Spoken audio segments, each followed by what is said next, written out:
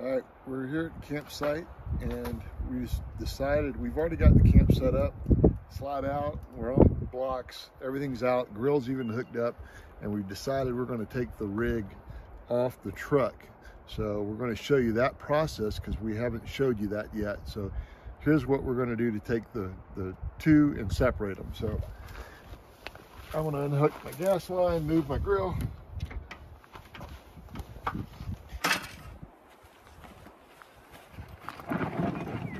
Pull my bike away a little bit. We're going to put the slide in.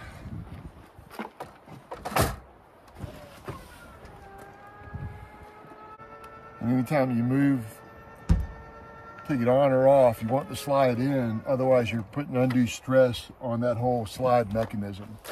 Shut the door, because that just acts as the stability part of that. Gives it the unit a little bit more rigid frame.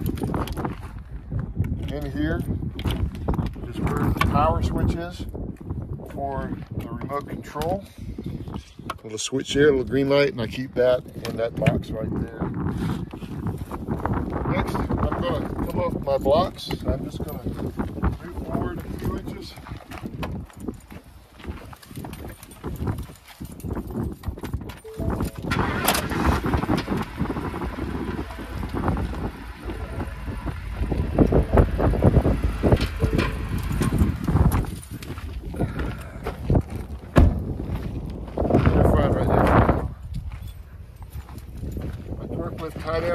These are what keep the rig in the unit when you're driving down the road. Other than the weight of these, this is what keeps it secure. This is quick and easy. Got 4 of these.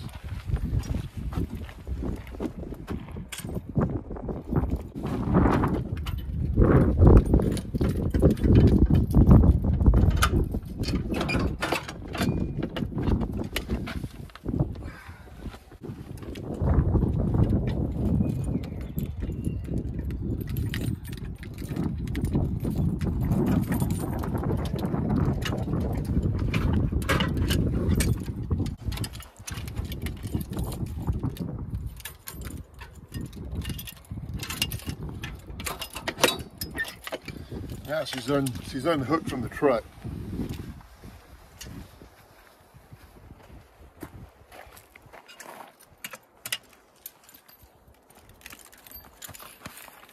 Now, with the remote, we're gonna do all 4 at one time.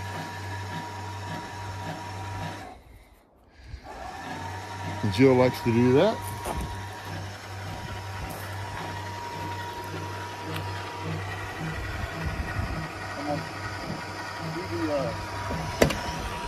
Doing the swing out bracket so I can pull the dually fender. I need the clearance, and it also makes the rig more stable because it's going to have a wider footprint.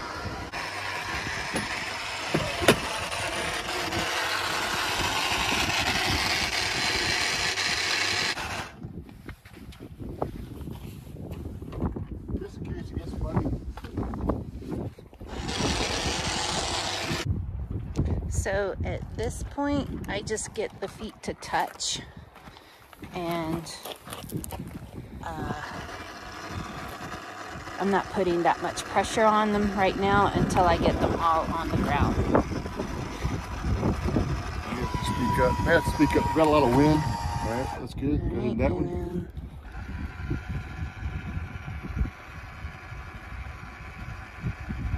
Okay. Now all 4 up together.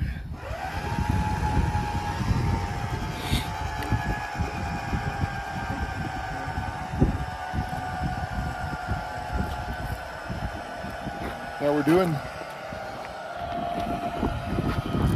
doing this without being plugged in. This is all off the batteries right now. We've got plenty of power to do this. We're just raising the whole rig off the bed.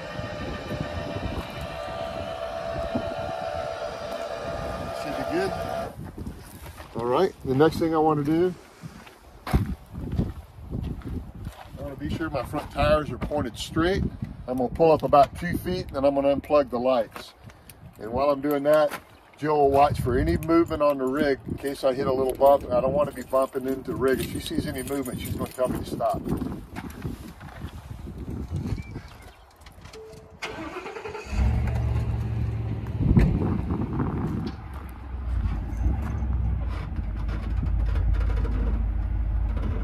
His wheels are straight, and he's just going to pull forward slowly.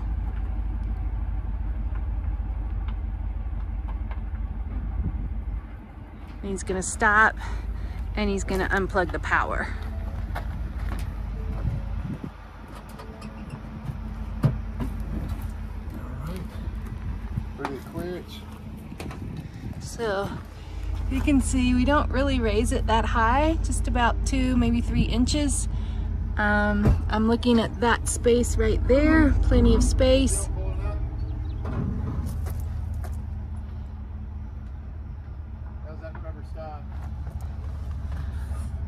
About 1 inch. So he's asking me about that spot right there. We want to make sure that that has plenty of space. You good? Yep. And you're clear. So we've been slowly moving through it. Lower down. And we're at the 710 mark. Now we're going to bring the whole unit down to a more stable level. We'll also engage the stable camper, which we've talked about before, but we really haven't shown it to you. So it's mounted under here, and that's how it rides in the system. Sorry about the Japs, I know they're loud. So you have that piece there, there's one on the other side, and then 2 right there.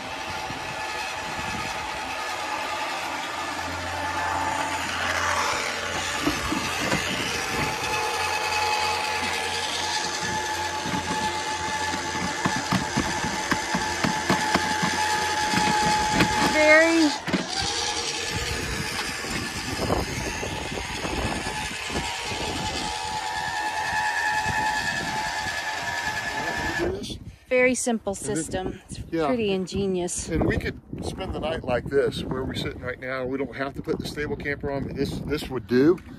But I like to get my stuff just a little bit, you know, off the ground so it's not hitting. And then I watch my level.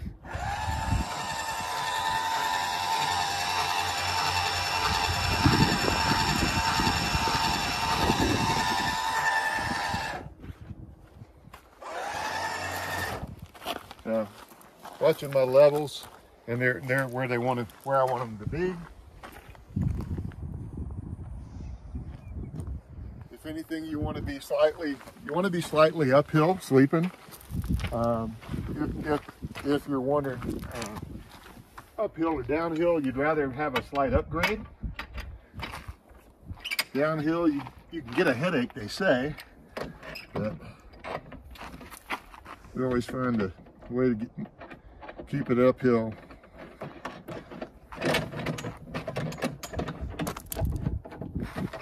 So then when these bars come out of this space under here, then they remount here, which is where the tie downs are when it's in the truck. And then they fit into these little spaces here, and it's all just hand torqued. I mean, it's super easy. And then these just swing out. And they go in their spot.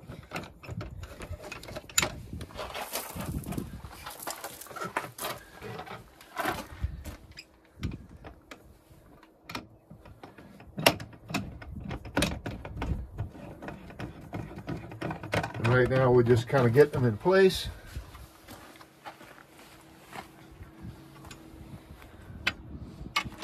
You stick it in there, and then push it through where the tie down goes, and then hand tighten. We'll put the slide out back out. You can go ahead and do that, and I'll start tightening these up. Okay. But to tighten these, all it is just twist and turn. Mm-hmm. And then that acts as a stabilizing system for the rig. It makes it rock solid once you've got all that done. Yeah. You gotta put the slide out. All right.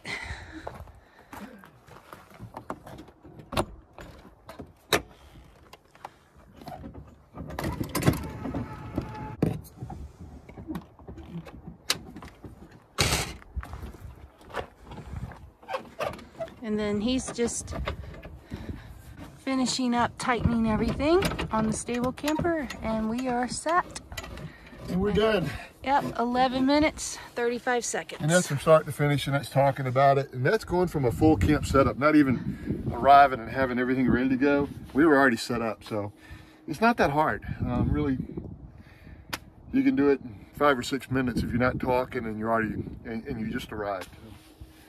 That's how it's done. One last thing too, and sometimes I forget, is you need to be sure you take the tag off your back of your rig and put it back on your truck. And then sometimes if I know we're going to have some really bad weather, I can take the truck and use it as a wind block. If I know the direction where the wind's coming, if this thing's already on the ground, and I also can pull my front end under and put my bike under here and keep my bike out of some snow or rain or bad weather if I want. So those are some extra little tips, but pretty happy with it. Easy to put back on. We can do that in 6, 7 minutes. So this thing will sleep a whole lot better tonight, and it'll be nice when you get up and walk around. You won't feel any movement. This thing, when it's on, it's pretty solid now. Where when you're just on the stilts itself, it rocks a lot. It's wobbly. Yeah.